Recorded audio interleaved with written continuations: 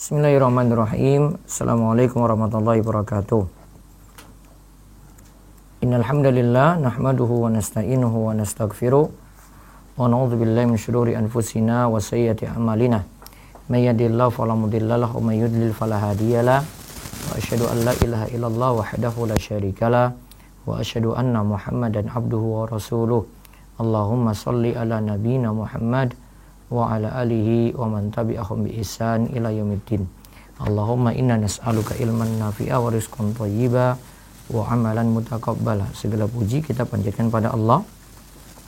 Selawat dan salam semoga tercurah pada Nabi besar, Nabi agung, Nabi kita Muhammad sallallahu alaihi wasallam. Baik pemirsa sekalian yang semoga senantiasa dirahmati oleh Allah, pada kesempatan pagi ini kita akan mengkaji perihal buku Dia Tak Lagi Setia, yang merupakan rangkaian dari pembahasan tafsir dan sekaligus kita mentadaburi surat An-Nur ayat 1 sampai 20. Alhamdulillah 20 ayat tersebut telah selesai dan kita lihat bahasan pelengkapnya, karena permasalahan yang dibahas ini masalah perselingkuhan, perzinaan, dan itu terjadi ketika hak-hak sebagai suami dan istri tidak terpenuhi dengan baik, tidak dijalankan dengan baik, maka muncullah hal-hal yang di luar dari norma-norma agama. Nah, sekarang kita akan lihat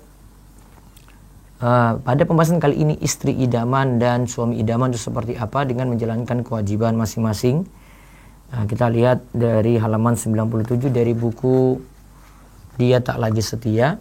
Ini Anda bisa peroleh di marketplace, ada di Shopee, Tokopedia, Bukalapak maupun Muslim Live Shop, atau langsung ke WiFi Store.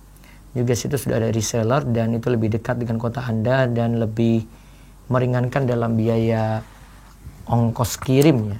Bisa diketik di browser wifi.store/reseller.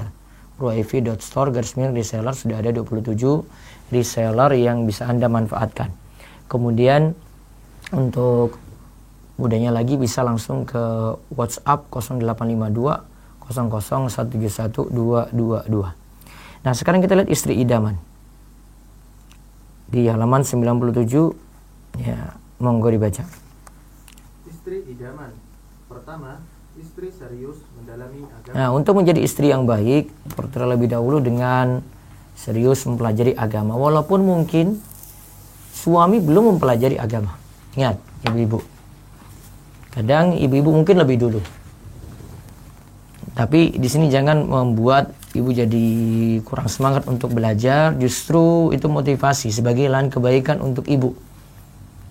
Ketika suami belum dapat hidayah, istri serius belajar agama, nah mudah-mudahan suami nantinya tertarik dengan perubahan yang ada pada istri. Allah berfirman, "Innama yakhsyallaha min ibadihi al-ulama." Sesungguhnya yang takut kepada Allah di antara hamba-hambanya hanyalah ulama. Yang takut kepada Allah di antara hamba-hambanya hanyalah ulama. Surat Fatir ayat 28. Terus kalau istri mempelajari agama dengan baik, ia akan menjadi baik. Pastinya ia akan mengarahkan suami untuk semakin takut kepada Allah hingga hatinya tidak selingkuh ke lain hati. Nah, jadi kalau istri itu mempelajari agama dengan baik, ia akan menjadi baik. Pastinya ia akan mengarahkan suami untuk semakin takut kepada Allah hingga hatinya tidak selingkuh lagi ke lain hati. Terus, dan ingatlah, wanita yang baik pasti mendapatkan laki-laki yang baik. Nah, ini ada di surat An-Nur ayat 26 ya.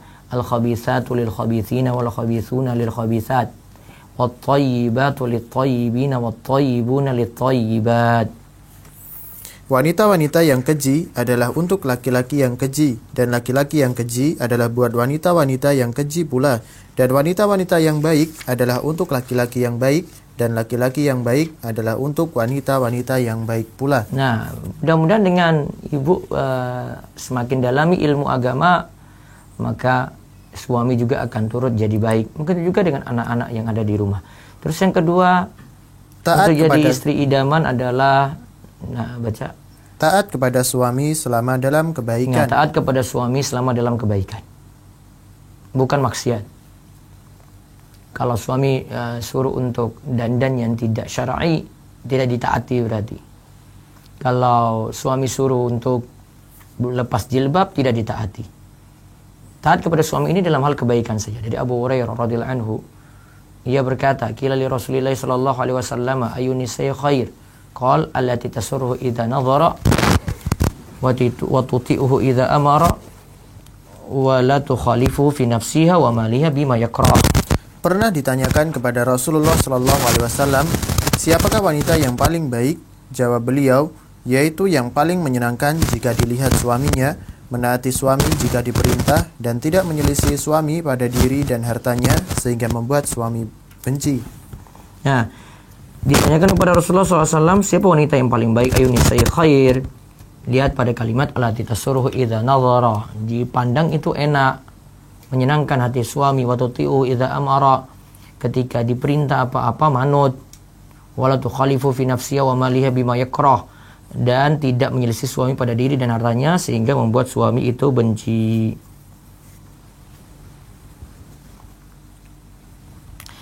Jadi di sini ada kalimat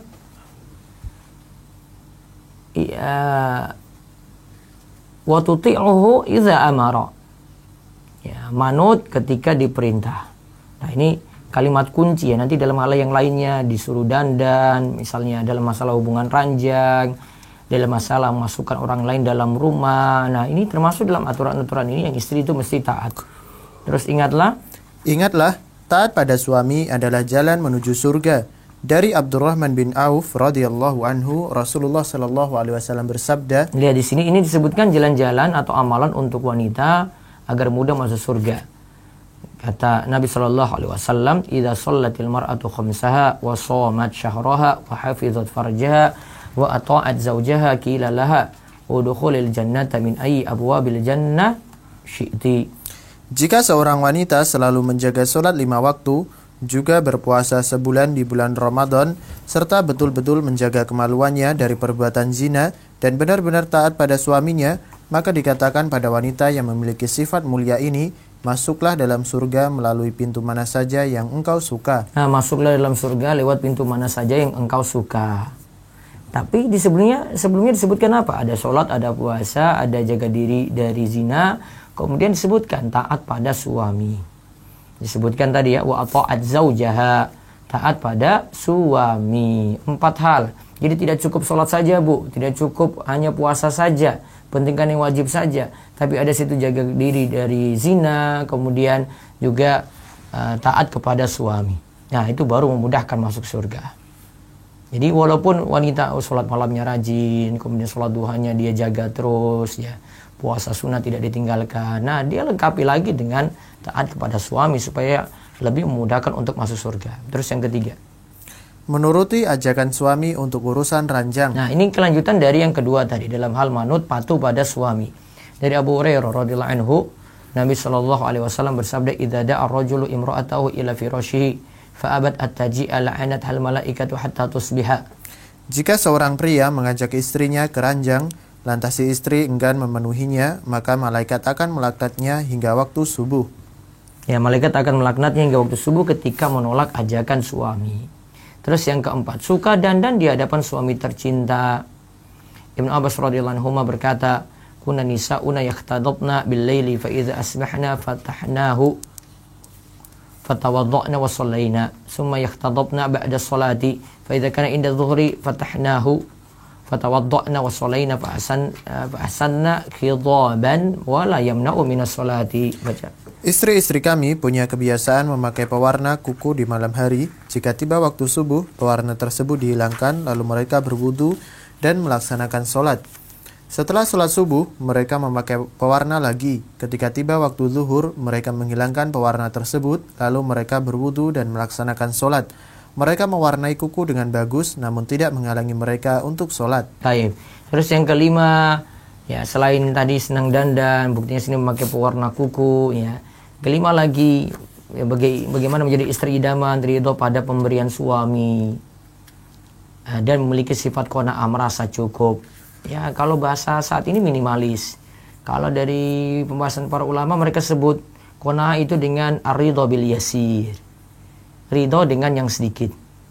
Ya, ridho dengan yang sedikit. Ya, jadi kalau sudah bahas yang sedikit, tentu yang banyak lebih ridho lagi, gitu kan. Tapi kan berawal dari yang sedikit dulu, gitu. Kalau yang sedikit saya tidak syukuri, gimana mau syukuri yang banyak? Nah, terus karena ridho pada pemberian suami akan membuat seorang istri rajin bersyukur. Suami pun akhirnya ridho padanya. Dari Abu Hurairah radhiyallahu anhu, Rasulullah shallallahu alaihi wasallam bersabda, "Unzuru ila man asfala minkum wa la tanzuru ila man huwa fawqakum fa huwa ajdaru alla tasdaru nikmatallahi alaikum." Ada tambahan lafaz di yang lainnya alaikum. Ya, terus. Pandanglah orang yang berada di bawahmu dalam masalah harta dan dunia, dan janganlah engkau pandang orang yang berada di atasmu dalam masalah ini. Dengan demikian, hal itu akan membuatmu tidak meremehkan nikmat Allah kepadamu. Jadi jangan selalu pandang yang di atas, yang punya mobil mewah, yang punya rumah mewah, yang sudah punya kendaraan 5-10 gitu. Yang gajinya lebih tinggi, yang slip gajinya kalau dilihat luar biasa, simpanannya gitu, yang rekeningnya, tumpukan uangnya banyak. Jangan pandang seperti itu kalau dalam hal dunia. Namun pandang orang yang di bawah, pasti akan lebih bersyukur.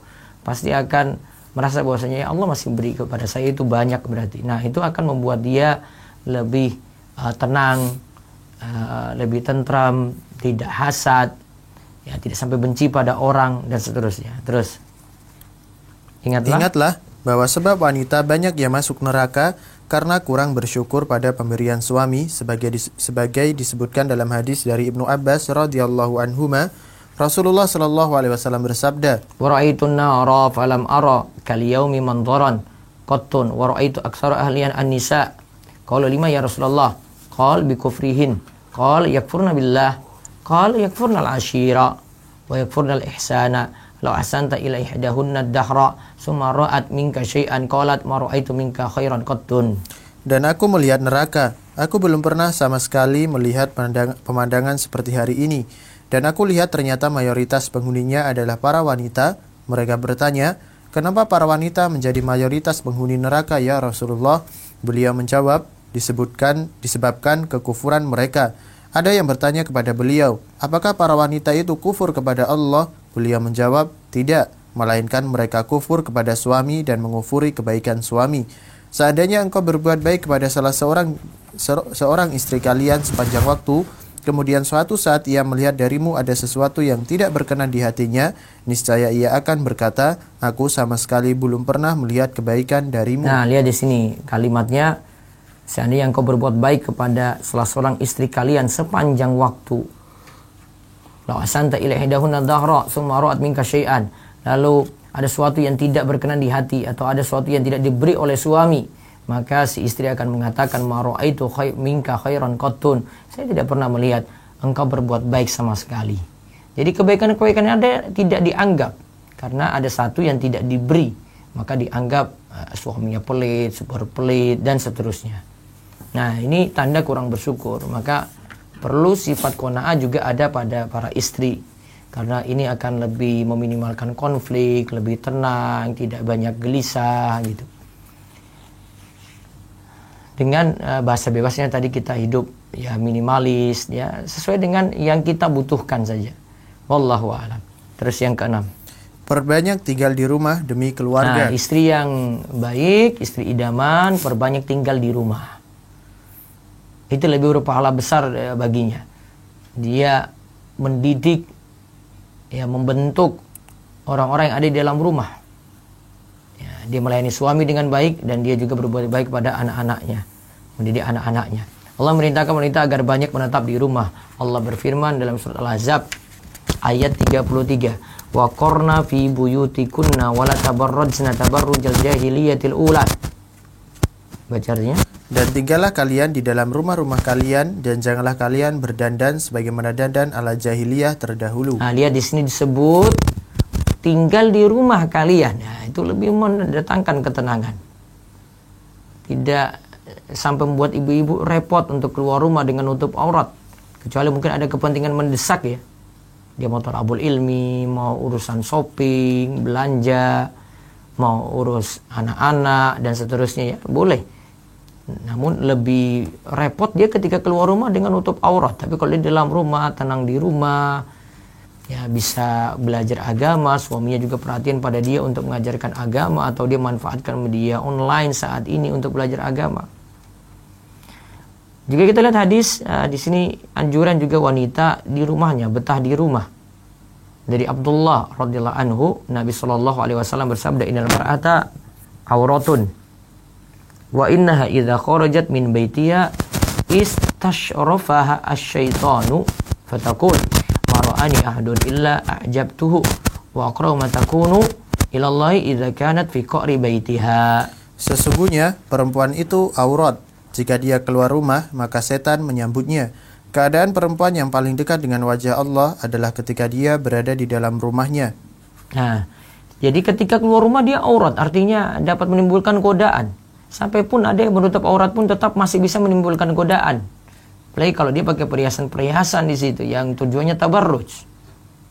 Kenapa tadi? Makanya dalam Al-Ahzab ayat 33 digandengkan antara betah di rumah dengan tabarruj, karena umumnya wanita, kita katakan, bisa dikatakan umum ya kalau saat ini ya, sedikit saja yang mau perhatikan itu, umumnya wanita berdandan ketika keluar rumah.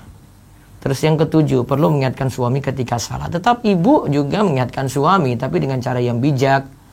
Perlu mengatur kata-kata, perlu mengatur waktu, lihat kondisi. Jangan sampai suami kondisi lelah kemudian diingatkan dalam suatu masalah, atau dalam masalah keuangan, atau dalam masalah yang lainnya. Lihat waktunya, lihat kondisinya gitu. Allah berfirman, wa'mur bil ma'rufi wanha 'anil munkari wasbir 'ala ma asabak inna dzalika min azmil umur. Luqman ayat 17. Dan suruhlah manusia mengerjakan yang baik dan cegahlah mereka dari perbuatan yang mungkar, dan bersabarlah terhadap apa yang menimpa kamu. Sesungguhnya yang demikian itu termasuk hal-hal yang diwajibkan oleh Allah. Baik. Terus namun ingatlah, karena suami yang dinasihati tentu tetap dengan cara yang halus. Dari Aisyah radhiyallahu anha, Rasulullah sallallahu alaihi wasallam bersabda, nah ini ibu-ibu perlu perhatikan juga, nasihati suami ada lemah lembut. Karena memang tipe suami itu, dia itu merasa jadi pemimpin, kalau dibentak-bentak ya nggak terima. Masa ibaratnya gini, bawahan kok bentak-bentak bosnya gitu. Ya, tentu nggak terima. Ada kalimat lemah lembut, itu perlu diatur kata-katanya gitu. Kadang mungkin gak bisa dengan kata-kata nih, ibu susah bicara ya, tapi dengan sikap ibu, dengan tunjukkan tambah jadi lebih baik, sholat jadi lebih tertib, pakaian jadi lebih nutup aurat. Nah itu sudah jadi nasihat luar biasa sebagai pengingat untuk suami. Coba kita lihat hadis Nabi SAW, inna rifqa la yakunu fi syai'in illa zana wa la yunza'u min syai'in illa syanah. Setiap sikap kelembutan yang ada pada sesuatu pasti akan menghiasinya, dan tidaklah ia dicabut dari sesuatu kecuali akan memperburuknya. Setiap sikap kelembutan yang ada pada sesuatu pasti akan menghiasinya, dan tidaklah ia dicabut dari sesuatu kecuali akan memperburuknya. Kalau lemah lembut, buat sesuatu jadi indah. Namun kalau jauh dari lemah lembut, maka yang ada cuma jelek atau buruk. Ya, jadi sulit untuk menerima dan seterusnya. Nah sekarang kita lihat berhias diri untuk suami. 1. Hendaklah setiap wanita memperhatikan sunnah fitrah, perintah yang menunjukkan kebersihan diri, seperti memendekkan kuku, menghilangkan bulu ketiak dan bulu kemaluan. Ini saya ambil dari penjelasan Syekh Shalih Al-Fauzan ya, tapi lengkapnya ada di buku Perhiasan Wanita. Tapi ini khusus dari Syekh Shalih Al-Fauzan saja, tanpa saya kembangkan dengan dalil-dalil. Yang pertama, ibu-ibu perhatikan kebersihan diri. Ada yang kita kenal dengan sunnah fitrah, Bu. Yaitu sunnah fitrah ini memendekkan kuku. Ini sebagiannya ya. Mendekkan kuku, menghilangkan bulu ketiak dan bulu kemaluan. Artinya ujung-ujungnya semuanya pada kebersihan diri. Ya, kebersihan diri itu diperhatikan. Terus yang kedua, hukum berkaitan dengan rambut wanita. Nah sekarang yang berkaitan dengan rambut wanita ya. Pertama, hendaklah wanita muslimah memelihara rambutnya, dilarang untuk mencukur habis kecuali dalam keadaan darurat. Ya, memelihara rambutnya, kecuali mungkin ada operasi penting ya, yang mesti rambutnya itu dicukur ya. Tapi asalnya rambut dipelihara, dilarang apalagi untuk mencukur habis botak. Terus yang kedua, adapun jika rambut wanita itu ingin dipendekkan, misal karena kebutuhan, misalnya karena sulit terurus, maka tidaklah mengapa dipendekkan sesuai kebutuhan, sebagaimana istri-istri Nabi Ummahatul Mukminin juga memendekkan rambut mereka setelah ditinggal mati Nabi Shallallahu Alaihi Wasallam. Pendek rambut boleh, Bu. Rambut pendek boleh, tapi yang lebih bagus kalau rambut itu dibiarkan, kecuali tadi ya sudah butuh karena mungkin ya, gerah, sumuk gitu ya. Jadi dipendekkan rambut tadi. Ya, jadi ada alasan. Namun sebaik rambut wanita kalau kata Aisyah itu yang panjang. Terus yang ketiga. Adapun jika memendekkan rambut karena ingin ikut model wanita kafir atau non-muslim dan wanita fasik atau karena ingin ikut model rambut laki-laki, seperti itu diharamkan karena kita dilarang untuk tasyabuh menyerupai orang kafir secara umum. Begitulah pula wanita dilarang menyerupai laki-laki dalam berpenampilan. Nah, model rambut yang nggak boleh ada dua, Bu. Ya, yang pertama model rambut yang menyerupai laki-laki, misalnya model tomboy gitu ya. Ya, tahulah model laki-laki itu bagaimana. Jadi kalau orang lihat, itu laki-laki tuh. Nah, itu nggak boleh. Yang kedua, tidak menyerupai orang kafir, yaitu tasyabuh dengan orang kafir nggak boleh. Terus yang keempat. Adapun jika memendekkan rambut hanya untuk berpenampilan cantik, baiknya tidak sampai memendekkan rambut karena rambut panjang itu lebih baik bagi wanita. Ingat, wanita itu semakin cantik menawan dengan rambut panjangnya, sedangkan laki-laki semakin tampan dengan jenggotnya. Ada riwayat dari Aisyah tentang hal ini, namun riwayatnya para ulama kritik ya. Tapi setiap kali ada penjelasan ulama, mereka jelaskan seperti ini. Wanita itu semakin cantik dengan rambutnya yang panjang, laki-laki semakin tampan, ganteng dengan jenggotnya. Terus yang kelima. Dilarang bagi wanita untuk mengumpulkan rambut di atas kepalanya. Inilah yang dimaksud dengan hadis wanita diancam tidak akan mencium bau surga. Ru'usuhunna ka'asnimatil bukhtil ma'ilah. Kepada mereka seperti kepala mereka seperti punuk unta. Nah, kepala mereka seperti punuk unta. Jadi kumpulkan rambut di atas kepala sini tidak boleh. Terus yang keenam. Dilarang bagi wanita menyambung rambut karena dalam hadis disebutkan bahwa Rasulullah Shallallahu Alaihi Wasallam melaknat wanita yang menyambung rambut dan meminta disambungkan rambutnya. Ya, terus yang ketujuh. Dilarang bagi wanita mencabut atau menghilangkan alis dan bulu mata, sebagian atau seluruhnya, baik memendekkan atau mencukurnya, baik menggunakan bahan tertentu untuk menghilangkan seluruhnya atau sebagiannya. Perbuatan semacam ini disebut an-namas, di mana disebutkan dalam hadis Rasulullah Shallallahu Alaihi Wasallam melaknat wanita yang mencukur atau mencukur sendiri alisnya. Perbuatan ini termasuk dalam dosa besar. Seorang wanita pun tidak boleh menaati suaminya jika diperintah mencukur alisnya. Nah, tidak boleh menaati suaminya jika diperintah untuk mencukur alisnya. Terus yang ketiga. Dilarang menjarangkan gigi dengan tujuan untuk mempercantik diri. Dilarang untuk menjarangkan gigi dengan tujuan untuk mempercantik diri. Jadi ini model cantik wanita dulu ya. Kalau sekarang mungkin kita tidak temukan seperti ini ya. Wallahu a'lam. Terus yang keempat. Dilarang bagi wanita menato dirinya karena Nabi Shallallahu Alaihi Wasallam melarang menato dengan ditato orang lain atau menato dirinya sendiri. Nah, tato nggak boleh. Namun sekarang ini ada model baru lagi, tato temporer ya, nggak permanen tapi temporer saja. Ya, sebaiknya tidak ikut-ikutan seperti itu. Saya baru lihat di Instagram ada model baru lagi ini. Walau ya secara umum masih kena laknat tuh. Karena ketika dihapus pun belum bisa, dia akan hilang sendiri sepertinya gitu. Jadi jangan ikut-ikutan model orang-orang yang tidak tahu adab, tidak tahu agama gitu ya, yang tidak memperhatikan dalil dan seterusnya. Terus yang kelima. Dibolehkan bagi wanita menggunakan henna pada tangan dan kakinya, juga kuku. Namun berhias diri ini untuk wanita seperti ini berlaku untuk yang sudah menikah untuk suaminya di rumah. Ya, untuk suaminya di rumah ya, terus. Hendaknya pula menghindari mewarnai kuku dengan pewarna yang menghalangi masuknya air. Iya, terus yang keenam. Dibolehkan bagi wanita mewarnai rambutnya jika memang sudah beruban, namun dihindari menggunakan warna hitam. Namun kalau rambut belum beruban, masih berwarna hitam, tidak dibolehkan untuk diubah ke warna lain, karena warna hitam pada rambut menunjukkan kecantikan. Dan ketika itu bukan keadaan darurat pula dibutuhkan untuk mewarnai rambut. Juga ada sebab terlarangnya karena meniru-niru model rambut orang kafir. Nah, meniru-niru model rambut orang kafir kalau niatannya seperti mewarnai tadi ya. Tapi kalau sudah beruban boleh, tapi hindari warna hitam. Tapi ada fatwa yang lainnya kalau memang ingin menyenangkan hati suami, ya sebagian masih bolehkan ya. Tapi cari aman saja seperti yang dituliskan di sini, dan ini juga fatwa dari Syekh Shalih Al Fauzan. Kalau memang tidak ada kebutuhan, ya mendingan tidak diwarnai. Wallahu a'lam. Terus yang ketujuh. Boleh bagi wanita berhias diri dengan emas atau perak sesuai dengan kebiasaan, sebagaimana hal ini disepakati oleh para ulama. Namun tidak boleh bagi wanita menampakkan perhiasan dirinya lelaki yang bukan mahram. Bahkan baiknya tetap ia tutup dari pandangan laki-laki terkhusus ketika keluar dari rumah. Karena menampakkan semacam tadi dapat menimbulkan gejolak. Suara perhiasan yang di kaki saja dari wanita tidak boleh diperdengarkan, apalagi menampakkan perhiasannya. Tadi ya boleh bagi wanita berhias diri dengan emas atau perak, tapi baiknya tidak jadi hiasan tabarus di luar rumah. Wallahu a'lam. Nah, sekarang kita lihat suami idaman. Kalau sudah lihat istri idaman, kuncinya sih kalau poin pentingnya, ayo belajar agama lagi gitu kalau menjadi istri idaman. Maka dari poin pertama sampai terakhir tadi itu bisa dipenuhi. Karena kalau jauh dari agama sulit. Nah, sama dengan suami juga ya, di sini suami idaman itu kita mulai pertama suami yang mau mempelajari ilmu agama. Coba kita lihat. Dalam hadis dari Muawiyah radhiyallahu pertama, suami memahami agama sehingga menjadi imam terbaik bagi keluarga di rumah.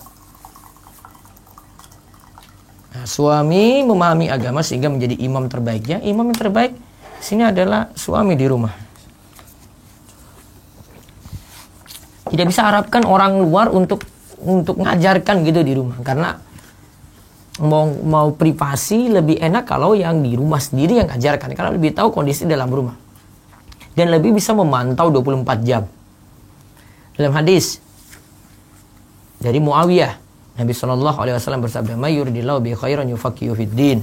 Barang siapa yang Allah kehendaki mendapatkan seluruh kebaikan, maka Allah akan memahamkan dia tentang agama. Ya, hadis riwayat Bukhari dan Muslim. Terus Ibnu Hajar rahimahullah menyatakan, dapat disimpulkan dari hadis tersebut bahwa siapa yang tidak memahami agama, enggan mempelajari dasar-dasar Islam dan cabang-cabangnya, maka ia diharamkan untuk mendapatkan kebaikan. Ya, terus lihat di sini ya, berarti kalau tidak memahami agama tidak dapat kebaikan, sulit dapat kebaikan.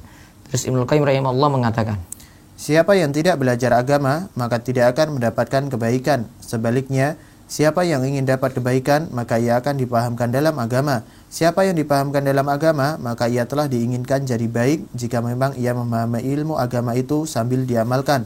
Jika ia dijadikan... Nah, lihat ini kalimat penting ya. Dia tidak hanya belajar, tapi dia memahami ilmu agama sambil diamalkan. Tuh, dicatat baik-baik. Jadi, kita bukan hanya ngaji. Iya, ngaji dapat pahala. Dengan kita ngaji sendiri dapat pahala. Tapi pahami itu ilmu. Resapi itu ilmu, kemudian amalkan. Poin pentingnya itu pada pengamalan. Terus. Jika ia dijadikan ilmu hanya sebagai wacana saja, ia tidaklah disebut faqih atau paham dan tidak mendapatkan kebaikan. Karenanya, faqih, paham agama sambil diamalkan, merupakan syarat untuk mendapatkan kebaikan. Nah, faqih paham agama itu syarat untuk dapat kebaikan. Jadi kalimat kuncinya, mau jadi baik ya harus paham ilmu agama, nggak bisa lewat jalan lain. Ya, mau jadi baik sekali lagi hanya bisa lewat ilmu agama. Ya, ini suami mau jadi baik, istri mau jadi baik, anak-anak juga demikian. Terus yang kedua. Suami peduli pada kebagusan agama istri dan anaknya, bukan terus memenuhi kepentingan dunianya saja. Nah, ingat ya, suami perhatikan agama istri dan anaknya. Jangan cuma tahu, pokoknya anak saya diberikan mainan ini, anak saya senang makanan ini, istri saya senang perhiasan ini. Bukan hanya mengurus itu. Lebih penting itu mengurus kebagusan agama dulu. Lihat Allah berfirman dalam surat At-Tahrim ayat ke-6. Ya ayyuhalladzina amanu qu anfusakum wa ahlikum nara. Hai orang-orang yang beriman, peliharalah dirimu dan keluargamu dari api neraka.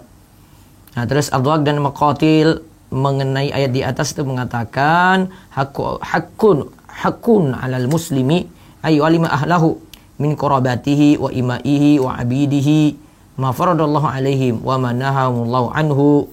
Menjadi kewajiban seorang muslim untuk mengajari keluarganya, termasuk kerabat, sampai pada hamba sahaya laki-laki atau perempuannya. Ajarkanlah mereka perkara wajib yang Allah perintahkan dan larangan yang Allah larang. Ya, terus kepala rumah tangga yang baik. Kepala rumah tangga yang baik mengajak anaknya untuk sholat sebagaimana yang suri tauladan kita perintahkan. Kalau tadi yang disebutkan oleh Abdullah dan Al-Maqatil itu, ya sebagai suami, dia ajarkan kerabatnya, istri, orang-orang di rumahnya, kerabatnya, tentang apa? Perintah dan larangan. Perintah dan larangan ini umum sekali ya. Perintah untuk ngajak untuk sholat, untuk bertauhid dulu, untuk sholat, untuk perhatikan halal haram, gitu.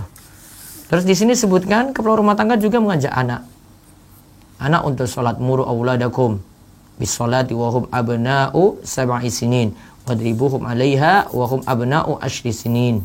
Perhatikanlah anak-anak kalian untuk melaksanakan solat ketika mereka berumur 7 tahun.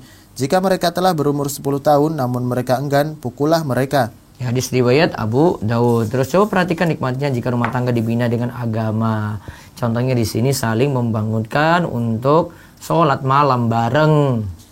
Rahimallahu rajulan qama minal lail fa shalla wa iqadha imra'atahu fa shallat fa in abat nadhaha fi wajhiha al-ma'a wa rahimallahu imra'atan qamat minal laili fa shallat wa iqadhat zawjaha fa shalla fa in aba nadhahat fi wajhihi al-ma'a. Semoga Allah merahmati seorang lelaki yang bangun di waktu malam lalu mengerjakan solat dan ia membangunkan istrinya lalu istri mengerjakan solat. Bila istrinya enggan untuk bangun, ia bersihkan air di wajah istrinya. Semoga Allah merahmati seorang wanita yang bangun di waktu malam lalu mengerjakan solat dan ia membangunkan suaminya lalu si suami mengerjakan solat. Bila suaminya enggan untuk bangun, ia percikan air di wajah suaminya. Nah, ini saling membangunkan sholat malam. Ya, istri bangun duluan, bangunkan suami, suami bangun duluan, bangunkan istri. Terus yang ketiga, memberi nafkah kepada keluarga dengan baik. Memberi nafkah kepada keluarga dengan baik. Ya, dari Muawiyah al-Qusayri radhiyallahu anhu, ia bertanya kepada Rasulullah SAW, kewajiban suami pada istri itu apa? Lantas Rasulullah SAW jawab, antu ta'imaha idza ta'imta wa taksuha idza iktasaita aw iktasabta wa la tadribil wajha wa la tuqabbi wa la tahjur illa fil bait.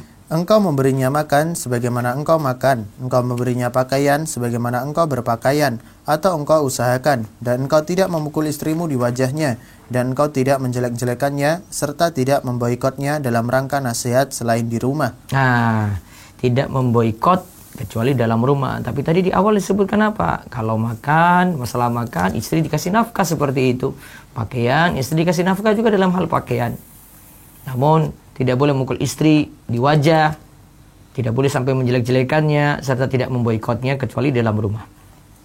Nah, mengenai besaran nafkah dan seterusnya, insya Allah kita bahas di kesempatan Kamis pagi, biiznillah. Kalau tidak selesai hari Jumat besok, berarti hari Senin ya. Wallahu a'lam.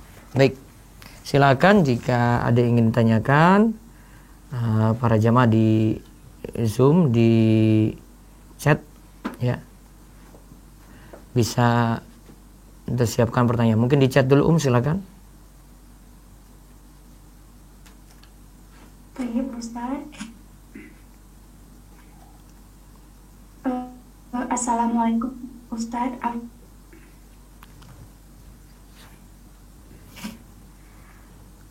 Ya, silakan. Assalamualaikum Ustaz. Waalaikumsalam warahmatullahi wabarakatuh. Afwan, bagaimana jika istri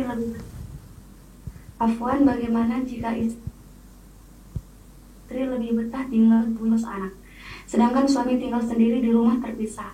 Bukankah istri lebih baik menetap di rumah suami atau orang tuanya? Mohon nasihatnya Ustaz. Syukran jazakallahu khairan. Lebih baik bersama suami. Wallahu a'lam. Ya, karena suami istri bersatu dan bisa memperhatikan satu dan yang lainnya seperti itu. Wallahu a'lam. Ya, berikutnya lagi. Masih chat lagi? Assalamualaikum Ustaz. Waalaikumsalam warahmatullahi wabarakatuh. Afwan, bagaimana menghadapi istri yang belum menerima hidayah dan sangat sulit menerima nasihat dari suaminya? Syukran jazakallahu khairan. Nah, coba tadi yang jadi kiat-kiat suami itu penuhi. Jadi masing-masing penuhi dari suami istri tadi. Maka kalau satu sudah memenuhi kewajiban-kewajibannya yang tadi disebutkan, insya Allah yang lainnya juga akan sadar dan akan penuhi itu juga. Jadi pelan-pelan akan berubah begitu. Wallahu a'lam. Berikutnya lagi. Masih di chat lagi? Via chat, Ya. Ana udah kosong. Baik, kalau gitu lewat resen silakan. Baik, Ukhti Eva Bontang, silakan buka mic-nya. Assalamualaikum Ustaz. Waalaikumsalam warahmatullahi wabarakatuh. Silakan Bu Eva. Saya mau bertanya Ustaz. bolehkah kita puasa Senin Kamis dengan ada maksud gitu Ustaz, ada maksud tujuan biar terkabul apa yang saya mau gitu Ustaz. Karena tiga tahun setengah yang lalu saya itu berdoa Ustaz, berdoa minta kenaikan jabatan suami. Saya berdoa, saya sholat, Tuhan terus saya puasa, tapi Allah nggak kasih kenaikan Ustaz. Tapi Allah kasih saya hamil anak keempat. Sebenarnya saya nggak mau anak lagi Ustaz, karena saya SD semua. Dan saya masih tetap berdoa nih Ustaz. Saya masih puasa, tapi saya punya puasa saya itu dengan tujuan Allah kabulkan apa yang saya mau Ustaz. Yaitu suami saya naik jabatan, artinya kan rezeki bertambah ya Ustaz, penghasilan gitu. Itu bagaimana Ustaz? Apakah boleh begitu Ustaz?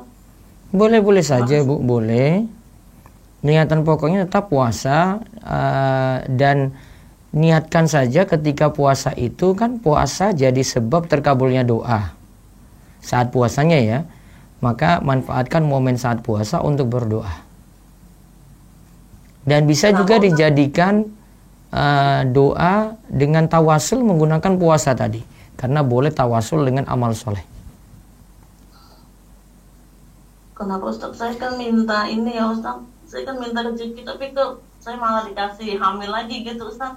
Ya mungkin urusan Apakah yang itu dari jawaban dari doa-doa saya Ustaz? bisa jadi.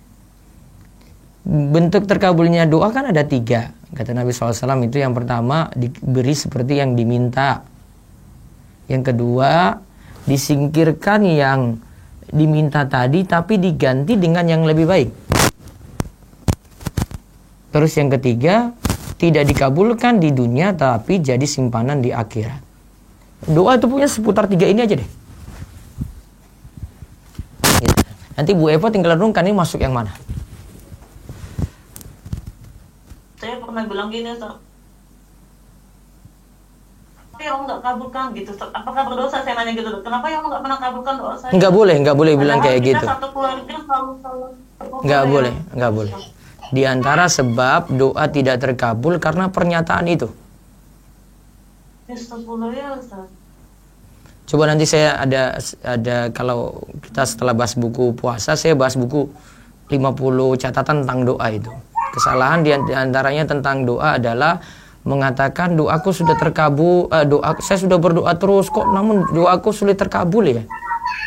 Doaku kok belum terkabul ya, itu nggak boleh.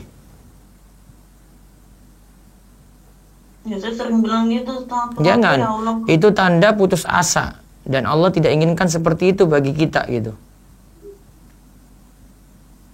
Yang ada harus optimis gitu. Dan perlu yakin 3 pengabulan yang tadi saya sebutkan. Jadi kadang tidak diberi dengan wujud yang kita minta, tapi diganti dengan yang lain yang lebih baik. Dan Allah yang Maha tahu mana yang lebih baik, bukan kita. Ya Ustaz. Terima kasih Ustaz. Ya. Jazakumullah Ustaz. Wa iyyakum. Waalaikumsalam warahmatullahi wabarakatuh. Silakan berikutnya. Ilmu Raisa, silahkan dibuka mic-nya. Assalamualaikum warahmatullahi wabarakatuh. Waalaikumsalam warahmatullahi wabarakatuh. Silakan. Ustaz, sebaik-baik wanita adalah di rumah ya Ustaz ya. Iya. Kan kalau anak itu kan pada asal itu kan ngajar ngaji di TP gitu Ustaz. Iya. Itu kan posisi suami belum terus ya. Silakan anak di TP itu buka di rumah gitu, nah lagi ngajar TP itu Diizinkan suami enggak? kan cuman karena itu anak nggak enak aja ya kalau suami pas pulang itu anak nggak di rumah gitu. Ya kalau suami selama ini nggak protes ya aman-aman aja Bu. Oh nggak masalah ya Ustaz ya. Suami gimana perasaannya? Maksudnya, aduh istri ini kok kayak gini ya, suruh di rumah atau ini? Kalau suami suruh di rumah ya berarti nggak usah ngajar TPQ, ngajar anak-anak aja di rumah. Pesannya sih ini Ustaz, kalau itu nggak apa-apa sekalian dakwah katanya gitu. Terus yang penting pekerjaan rumah tuh udah selesai gitu aja Ustaz. Ya berarti aman-aman saja Bu. Gitu ya Ustaz. Ji. Baik Ustaz, jazakallahu khairan Ustaz. Assalamualaikum. Waalaikumsalam warahmatullahi wabarakatuh. Berikutnya lagi silakan.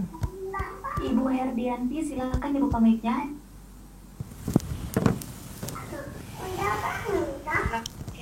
Pak Ustaz. Waalaikumsalam warahmatullahi wabarakatuh. Silakan Bu Herdianti.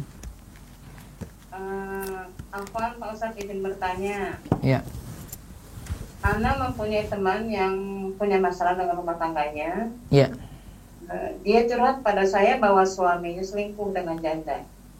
Yang kakak janda tersebut sampai berani ke rumah untuk meminta suaminya untuk menjadi suaminya, untuk menjadi suami adiknya. Jadi poligami lah ya. Iya. Suami teman saya suka memukul kalau lagi marah. Sampai klimaksnya ini teman saya minta bantuan kiai atau orang pintar. Nah, bagaimana saya cara menolong teman saya ini ya Pak Ustadz, agar sabar dan sholat seperti tidak syirik pada Allah. Namun teman saya ini malah menembak balik saya. Dia bilang saya sendiri bercerai dengan suami, walaupun saya sabar dan sholat. Ya, terus? Ya itu. Bagaimana saya menolong beliau yang sedang dalam masalah ini ya Pak Ustadz? Pokoknya tetap nasihati. Teman sudah ngaji apa belum? Justru Kok datangi orang pintar? dia anak-anaknya pun enggak. Iya, jadi terus masalahnya selalu dikodok. Saya bilang jangan dikodok, kalau bisa tepat waktu. Saya mau dikodok aja, biasa katanya gitu, udah biasa.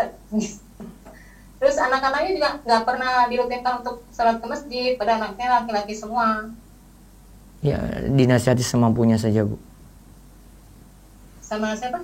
Dinasehati semampunya. Iya, justru malah balik ke saya Pak Ustadz, dibalikin.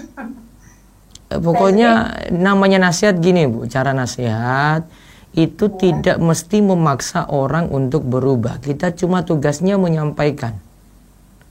Wa ma'alaina illal balagul mubin. Ya, ini disebutkan dalam surat Yasin. Tugas kita itu hanya balag.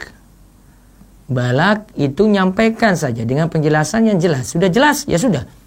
Lepas itu dari dia kewajiban kita. Ibu nggak bisa turut sampai suruh dia berubah, itu bukan paksaan, nggak boleh itu. Dan itu terlalu memforsir kita gitu.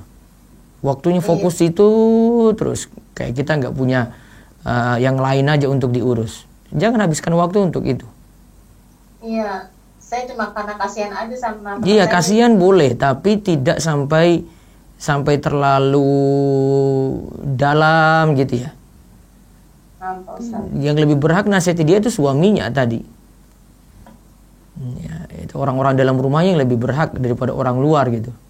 Kalau kita sudah kasih tahu terus nggak mau dengar, ya urusan dia. Gitu. Itu tuh lebih enak, tenang Bu, hidup Bu.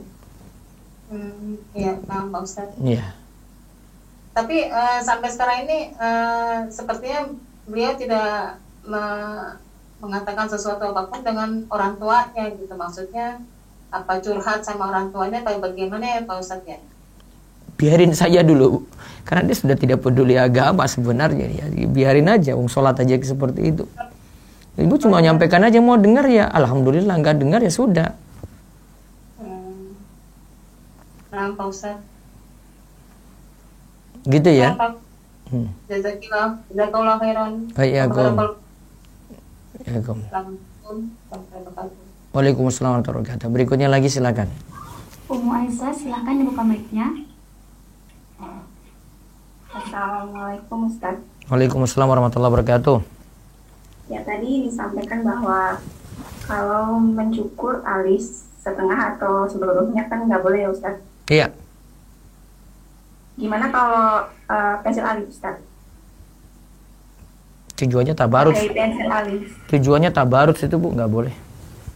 Tetapi nggak boleh ya Ustaz. Iya. Itu tabarut. Nggak masuk yang tadi, tapi nggak masuk an-names, tapi masuk tabarut. Jazakallahu khairan Ustaz, barakallahu fiik. Waalaikumsalam. Berikutnya lagi. Ummu Jahra Rumaisa. Assalamualaikum Ustaz. Waalaikumsalam warahmatullahi wabarakatuh. Silakan.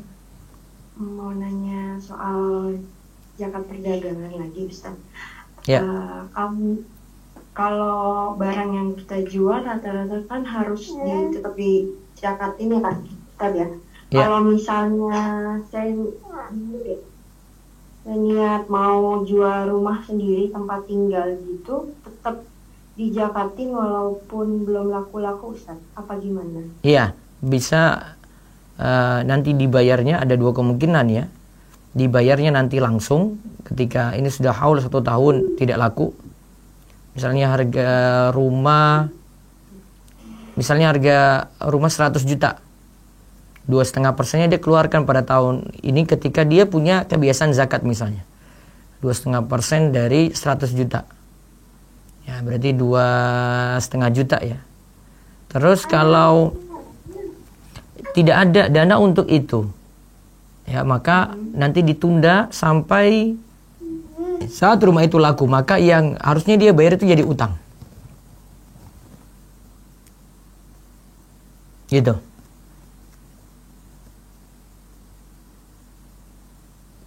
Jadi cukup putus. Kak Umu siapa tadi? Ya. Ya. Ya Ustaz. Gitu Bu. Kalau misalnya dalam setahun itu belum laku tetap dijakatin dulu ya Ustaz. Kalaupun nanti belum punya duit diutangin gitu. Berarti jadi utang zakat. Baik. Walaupun misalnya nilai lagi kalau misalnya rumahnya itu rumah waris orang tua sudah meninggal, itu tetap ada zakatnya juga Ustaz. Diniatkan untuk dijual enggak? Kalau belum diniatkan untuk dijual berarti belum masuk. Tanda diniatkan dijual itu sudah dipromokan ini, dijual rumah ini. Itu berarti sudah diniatkan jadi barang dagangan. Kalau waktu itu sempat diniatkan seperti itu, tapi begitu tahu kalau itu tetap ada zakatnya, akhirnya nggak dipromosiin lagi, tetap jatuh zakatnya nggak Ustaz? Setahun nggak tadi dipromokan? Nggak sampai. Nggak sampai, berarti nggak? Nggak. Satu lagi boleh Ustaz? Iya.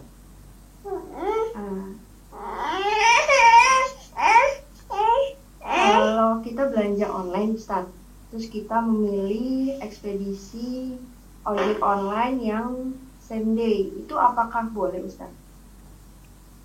Nggak masalah. Pembayarannya gimana ini? Transfer Ustaz? Transfer? Iya.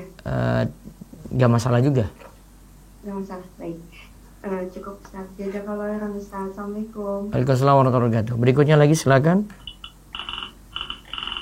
Uhtiyani Mardiani, silahkan dibuka mic-nya. Assalamualaikum Ustaz. Waalaikumsalam warahmatullahi wabarakatuh. Ingin bertanya, seandainya kita ya diminta untuk kan ibu-ibu yang membaca Al-Quran, gimana tuh?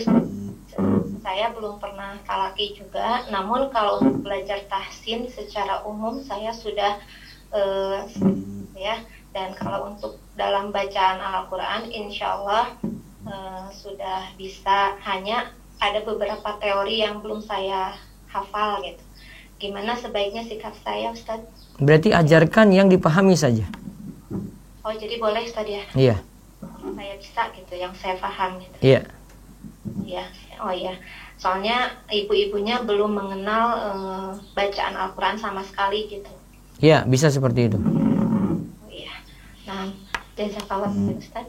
Waalaikumsalam warahmatullahi wabarakatuh. Ya, berikutnya lagi silakan. Ummu Hafid, silahkan dibuka mic-nya. Assalamualaikum Ustaz. Waalaikumsalam warahmatullahi wabarakatuh. Silakan. Ya, saya kan disuruh tinggal di kampung mertua. Iya. Suami saya kan anaknya, posisinya suami masih punya adik ipar cewek. Nah, posisinya saya sekarang sudah punya anak, sekolah di STIP. Kalau misalkan saya pindah ke sana, otomatis saya pindah sekolah ke sana, sekarang itu nggak ada SDIT, saya berikan yang terbaik buat anak saya. Nah, kemarin adik ipar saya katanya udah menyetujui kalau dia yang mau tinggal di sana, karena kan suami saya di sini kerja. Kalau suami adik ipar saya kan cuma berdagang, jadi kalau pindah di sana kan dia bisa saja kerja di sana, pindah berdagang nggak susah begitu. Jadi belum punya anak. Nah, baiknya ya Ustaz ya. Tadi dengan adik ipar berarti adik dari suami. Iya. Iya. Adik ipar saya itu, adik suami saya itu perempuan. Perempuan. Dan suami itu kerjanya hanya berdagang. Jadi kalau misalkan pindah ke sana kan dia bisa berdagang di sana, sedangkan suami saya kan di sini udah kerja Ustaz. Enggak, sekarang suami sudah kerja. Kalau pindah ke sana berarti berdagang gitu. Ya. Enggak, yang berdagang itu suami adik ipar saya. Adik ipar saya itu, adik suami saya itu perempuan. Suaminya itu berdagang. Jadi Ya kalau suaminya misalkan, kan ada di situ, masalahnya satu rumah. enggak, sama-sama di sini di kota. Sedangkan mertua saya di kampung gitu. Jadi Enggak, ini disuruh anaknya tinggal satu rumah dengan ipar atau bagaimana? Saya belum paham. dengan mertua. Iparnya ada enggak? Ipar saya perempuan. Iya, ipar ini punya suami enggak? Iya, udah punya suami, tapi dia udah setuju katanya. Iya, suaminya tinggal di mana? Sama mertua di kampung. Suaminya tinggal di mana? Di kota juga di sini. Tidak pulang balik Karena lihat sama istrinya. adik saya di sini di kota. Enggak, dia pindah ke sana. Kan dia punya suami tadi kan, punya suami. Suaminya itu tidak tinggal bareng istrinya. Tinggal dengan istrinya, jadi adik ipar saya itu masih satu rumah sama suaminya. Nah, terus ibu suruh tinggal dengan mereka gitu. Saya belum paham maksud soalnya. Tinggal sama mertua, jadi mertua saya di kampung. Iya, tadi saya tanya, ibu bilang kalau di situ juga ada ipar ketika di mertua. Bagaimana tadi? Saya bingung Bu penjelasannya Bu. Jadi saya sama adik ipar sama-sama tinggal. Saya sama adik ipar itu sama-sama tinggal di kamar. Mertua sambung sendirian, nggak ada anaknya. Jadi suami saya diminta untuk tinggal di sana nemenin mertua. Sedangkan posisi saya udah punya anak. Sekolah SDIT, Ustaz, kerja di sini. Jadi kalau kata adik ipar, ya udah saya aja yang tinggal di kampung. Posisinya kan adik ipar saya suaminya cuma kerja berdagang. Gitu. Jadi kalau misalkan pindah ke kampung juga istilahnya nggak susah-susah, tinggal dagang lagi aja di sana gitu. Kalau saya kan suami saya di sini udah kerja, udah menetap gitu loh Ustaz. Iya, terus pertanyaannya? Iya, gimana saya baiknya di dapat saya yang pindah ke sana, Pak adik ipar saya yang pindah ke sana gitu maksudnya.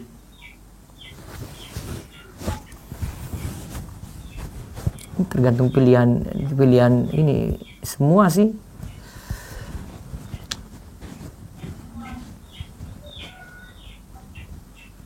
Tergantung pilihan ibu mau bagaimana gitu. Kira-kira pendidikan itu pendidikan di sekolah atau pendidikan keluarga di rumah? Itu aja deh kalimat kuncinya.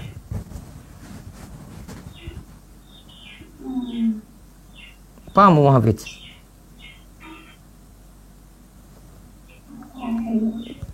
Halo? Ya, sedangkan di kampung kan nggak ada.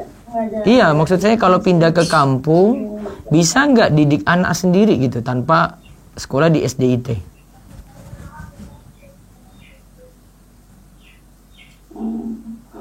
Itu aja kuncinya. Kalau tidak sanggup ya berarti sekolah di kota. Biar nanti ipar yang tinggal di sana.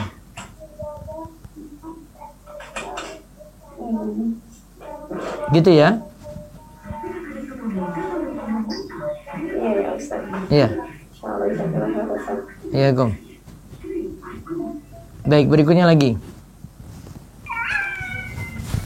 Marsan, silakan dibuka mic-nya.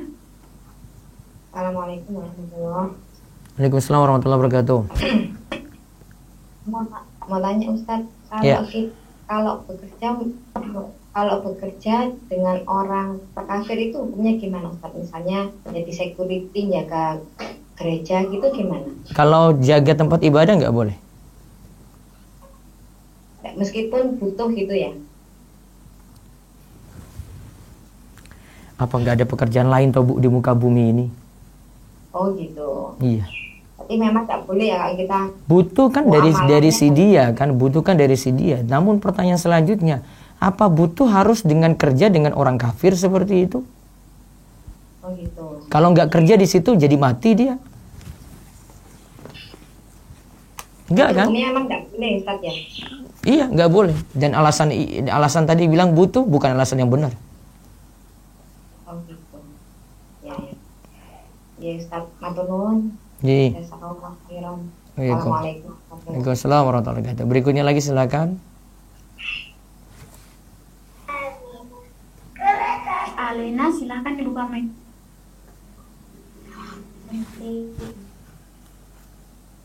Assalamualaikum. Waalaikumsalam warahmatullahi wabarakatuh. Silakan. Irfan ingin bertanya Ustaz, bolehkah seorang istri melarang suami membeli yang barang itu sudah pernah dibeli gitu Ustaz, sudah pernah punya gitu? Boleh-boleh saja kalau ada maslahat di situ. Gimana maksudnya, Bu? Oh ya. Terus yang kedua, Iya, silakan. pokoknya suami mau beli sesuatu, pernah beli barang, terus barang itu ada rusaknya, terus mau beli lagi gitu. Ya, Dan istri itu melarang, apa itu boleh Ustaz? kalau larangannya tidak terlalu urgent, enggak, ya sudah dibiarin aja, Bu. Siapa tahu memang barang penting. Oh iya. Iya. Ya, berikutnya lagi. Ustaz, Ya. kalau kita kalau kita safar seperti mau umroh dan haji itu kan membuat surat wasiat ya Ustaz. Iya. Ya, nah sebaiknya surat wasiat itu dititipkan kepada siapa? Apakah kepada anak kita yang tertua yang sudah balik atau dititipkan kepada keluarga Ustaz? Walau alam ya. Untuk nitip seperti ini saya nggak tahu ya, maksudnya untuk apa, wasiat terakhir gitu atau gimana, Bu? Iya Ustaz, biasanya kalau berangkat begitu tuh disuruh bikin surat wasiat seperti pokoknya ada barang ini di sini atau ada investasi di sini. Apakah memang ada seperti itu kalau kita Iya mau ada, safar? tapi nggak kayak begitu banget ya aturannya ya. Kok kayak ketat banget gitu. Nggak, maksudnya nitip suratnya itu kemana sebaiknya Ustaz? Ya soalnya saya belum pernah seperti itu, jadi saya bingung untuk jawab, Bu. Oh belum pernah ya Ustaz? Ya dulu saya pernah makanya mau nanyakan yang sebenarnya itu seperti apa dan Wallahu alam, saya tidak tahu. Oh gitu ya Ustaz. Iya. Syukran Ustaz. Waalaikumsalam warahmatullahi wabarakatuh. Berikutnya lagi. Wati Halimah, silakan dibuka mic-nya. Ya, Assalamualaikum Ustaz. Waalaikumsalam warahmatullahi wabarakatuh. Izin bertanya Ustaz tentang vaksin Ustaz. Ya. Kalau di Indonesia kan sudah dinyatakan halal Ustaz ya. Ya. Tapi kalau di tempat saya gimana ya, wallahu alam. Ibu di mana sekarang? Saya di Jepang Ustaz. Ibu di sana bagaimana? Ada MUI-nya atau majelis ulamanya di sana fatwakan gimana? Ya belum tahu Ustaz, mungkin belum tahu masalah itu Ustaz ya. Tapi sudah dilaksanakan dan muslim-muslim pada ikut juga? Oh, sebab saya juga kurang tahu, tapi sekarang masih yang seperti dokter-dokter gitu, belum hanya sebagian aja Ustaz. Belum ada kabar sih yang mengenai Islam udah sebagian yang sudah divaksin. Asalnya ya, boleh ikuti dulu karena darurat. Oh boleh Ustaz ya? Iya. Oh ya. Terima kasih Ustaz. Assalamualaikum. Waalaikumsalam warahmatullahi wabarakatuh. Berikutnya lagi. Ustaz, ada pertanyaan via chat. Iya, bisa via chat dulu.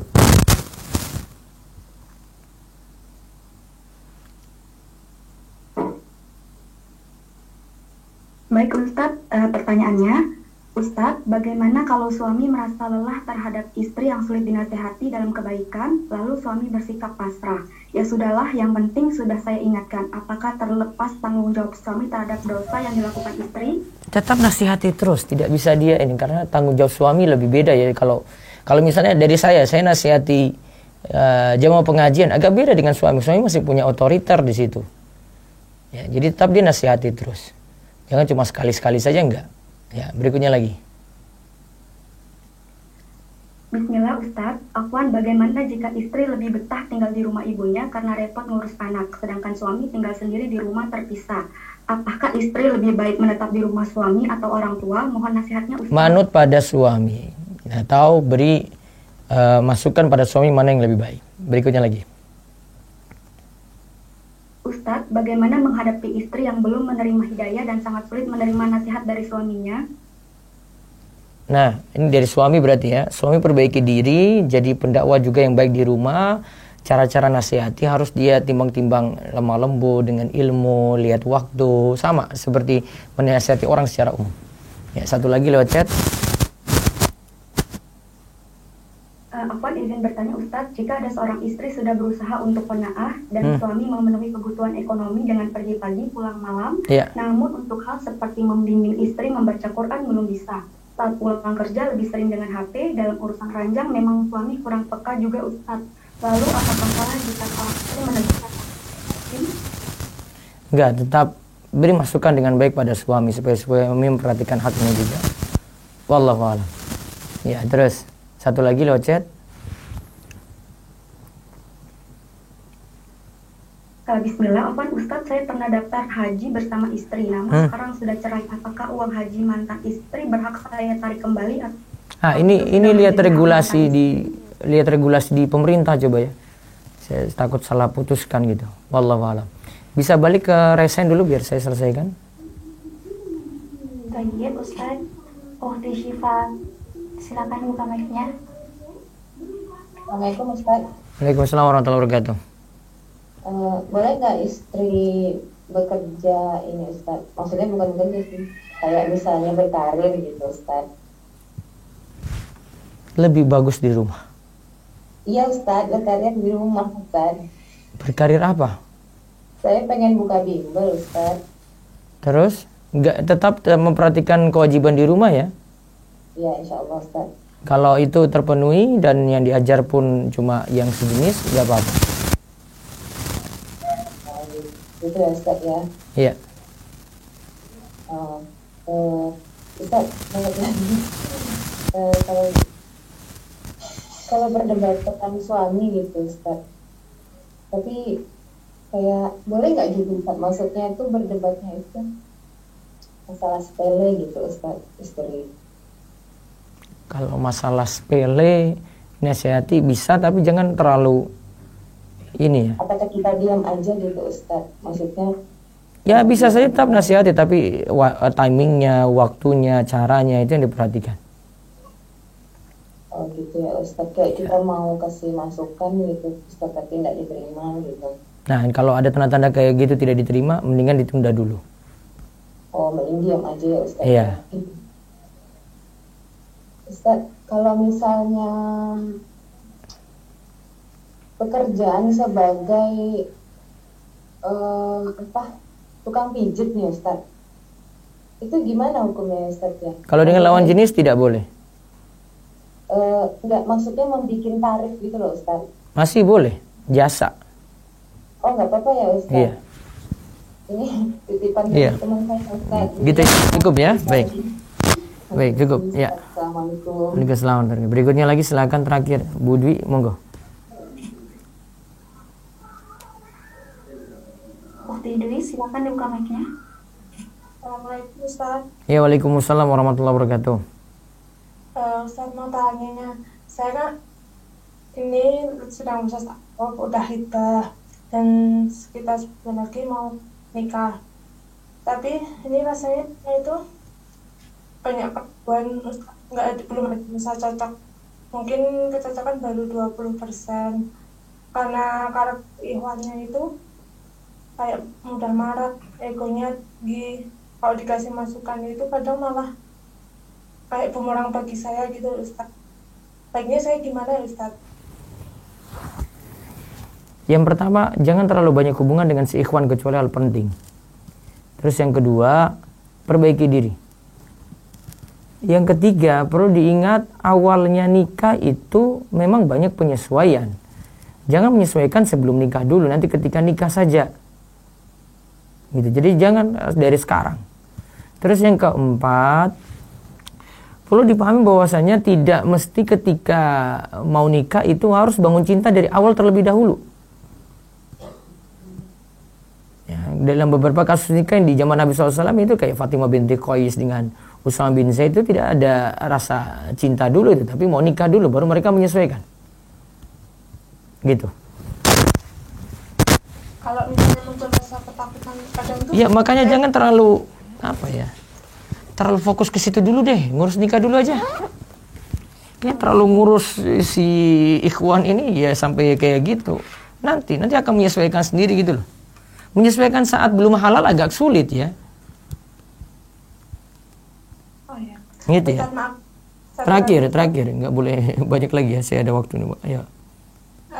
Ini Ustaz, kalau misalnya ujian SIM itu kan saya kemarin ujian SIM, praktek SIM. Ternyata ujian saya itu gagal sampai praktek. Terus sama pihak Polres itu saya diminta coba Mbak lewat LPK. Nah itu hukumnya gimana? Tidak boleh ikut saya tes biasa sampai lulus. Belum lulus berarti memang belum layak untuk bawa kendaraan. Oh ya. Ya. Ya. Ya baik, kita cukupkan. InsyaAllah pada pertemuan besok pagi kita lanjut dengan materi yang sama. Mudah-mudahan Allah senantiasa berkahi kita dalam kebaikan. Subhanakallahumma bihamdika asyhadu an la ilaha illa anta astaghfiruka wa atubu ilaik. Assalamualaikum warahmatullahi wabarakatuh.